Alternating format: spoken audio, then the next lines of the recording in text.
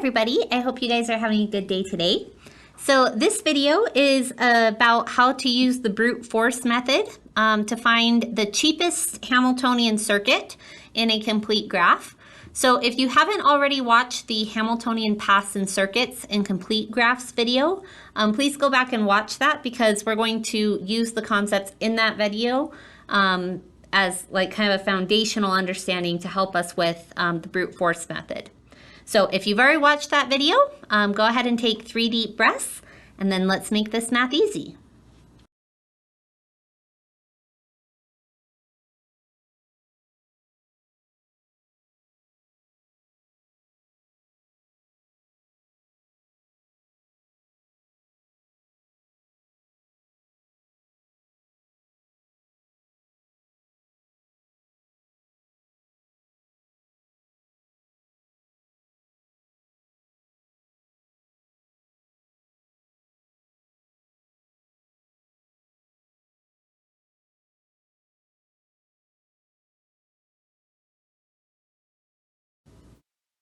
All right, so the goal of the brute force method is to find the cheapest Hamiltonian circuit in a complete graph.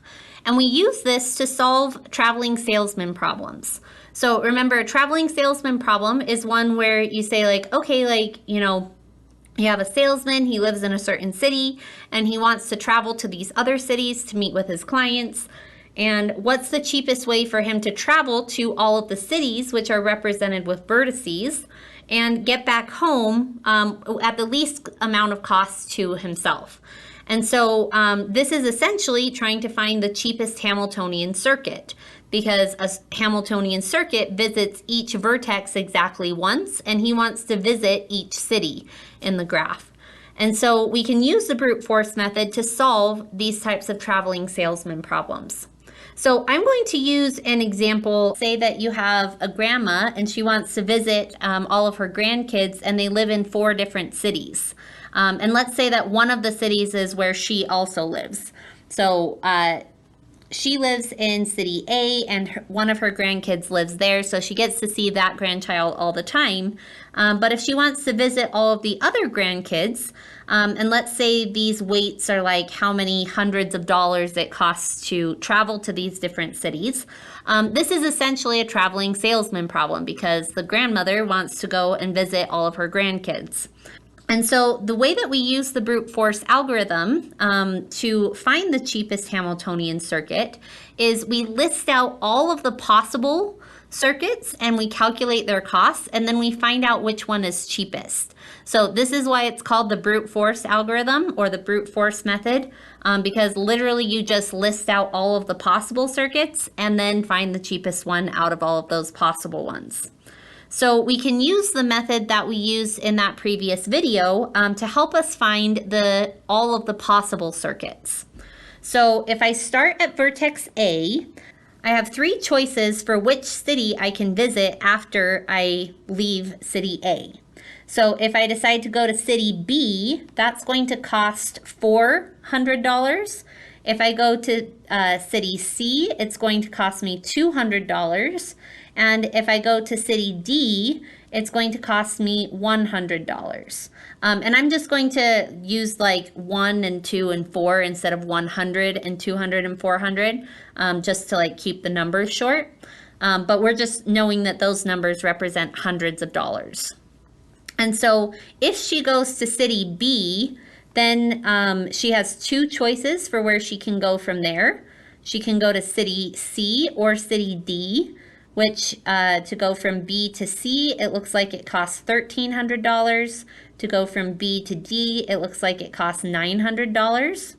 And then if she goes to city C, then she needs to go to city D to visit that last grandchild, which would cost $800. And then she needs to return back home, which would cost $100. And so that would be one of the Hamiltonian circuits. But you could also, if you chose to go to city D as your 3rd city, then you could go to city C and then go back to A, and that would cost 8 and 2. And then I can complete my choice tree by filling out the rest of them. So if she chose to visit city C, as her first city, then she could go to city B or city D, and that would cost 13, and going from C to D it looks like is 8. And then if she chose to go to B, then she'd go to D as the last choice and then back to A. And going from B to D, it looks like costs $900. D to A is $100. And then if she chose to go to D, then B would be her last choice. And then she'd go to A. And so going from D to B would be $900. B to A would be $400. And then the last little bit of my choice tree, I would have C and B and C, and then back to A. And then I would figure out what those costs would be. So going from D to C would be 8. C to B would be 13. B to A is 4. And then D to B would be 9. B to C is 13, and C to A is 2.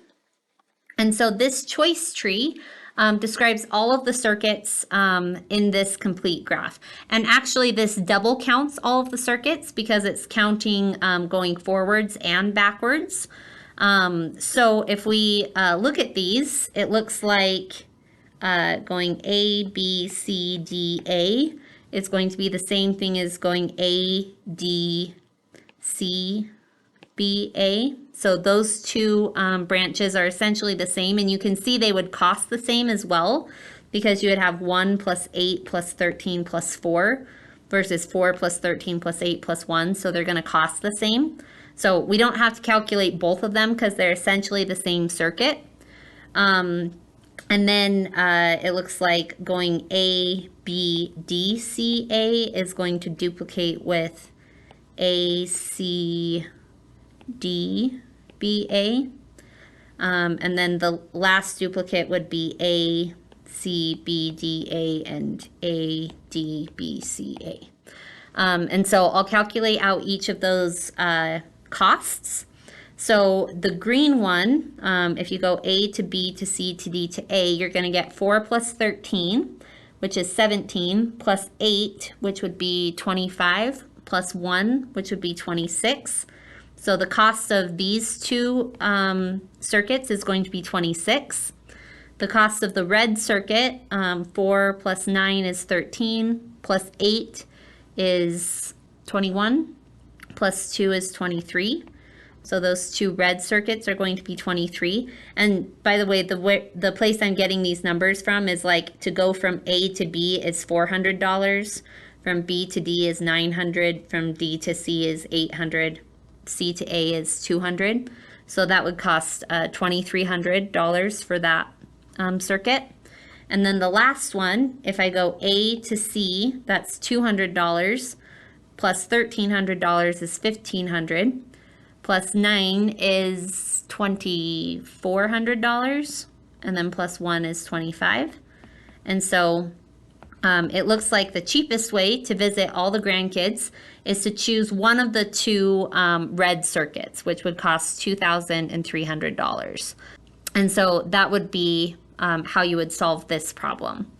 And this is the same method that you will use to solve other problems. So like if we go back to this traveling salesman problem, in this case, you're going to have a much bigger choice tree because you'd say, okay, like if I start at Seattle, well, I can go to Dallas and LA and Atlanta and Chicago.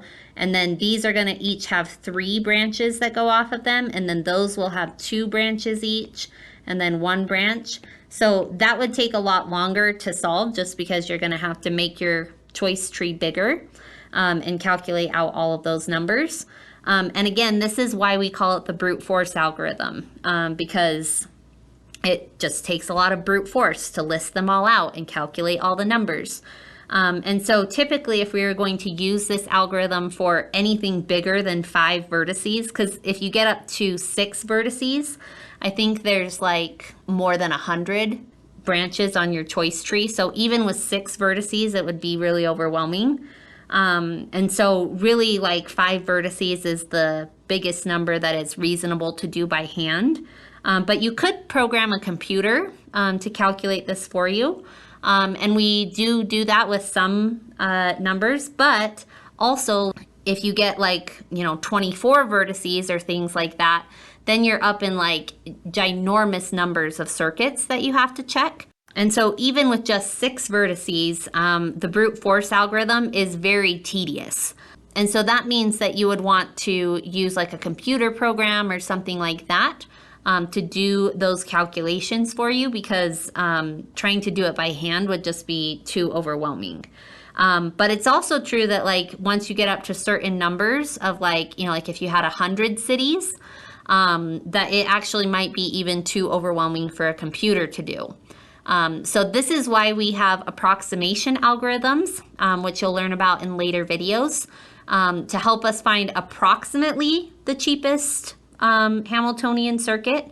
And they don't always find the absolute cheapest circuit, but they do approximate it. And so a lot of times, like in Google Maps or things like that, if they're actually trying to find the cheapest Hamiltonian circuit, they'll just approximate it. And if you were to fill out this entire choice tree, you would have a total of 24 branches on your choice tree. And you would need to calculate the cost of each of them. And there would be some duplicates. So technically there would be 12 unique branches in your choice tree, or 12 unique circuits, I should say. There's 24 branches, but they kind of like duplicate the circuits because you can go one way or the other, like either going forwards around the circuit or backwards. And so you would have to check like 12 different costs and then just choose which one is cheapest. So with 5 vertices, it can be kind of overwhelming because you have to do like 12 different calculations and fill out the whole choice tree. So on your homework, you're not going to have any brute force questions that have more than 5 vertices. So on your homework, you're just going to have small graphs with like 5 vertices or 4 vertices. But the main idea of the brute force method is that you list out all of the possible circuits and then you calculate the costs of each of them. So I'm not going to finish out this problem because it's very similar to one of the ones that you're doing on your homework. So it does take some work, and this is why they call it the brute force method, because you just kind of have to do the brute force, like write out the whole choice tree, figure out all the costs, and then find the cheapest one.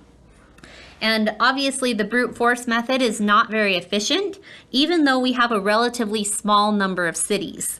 But like if you had like 100 cities or something like that, the number of circuits you would have to check would be like astoundingly big. So on your homework, you're not going to have to actually do the brute force method on any graphs that are bigger than 5 vertices.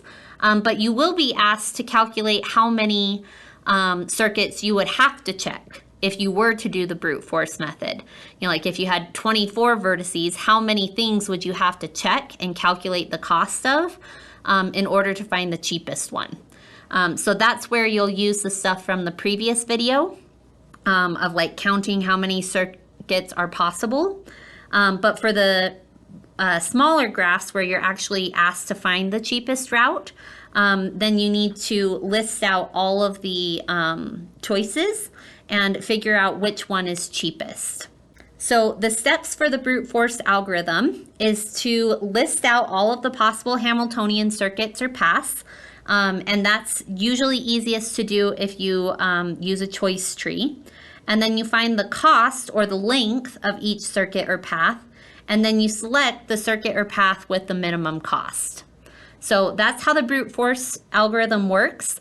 And we'll also be learning in later videos about approximation algorithms, because the brute force algorithm is the only way that you can really make sure that you have absolutely found the cheapest Hamiltonian circuit. But there are some other methods where you can find an approximately cheapest circuit.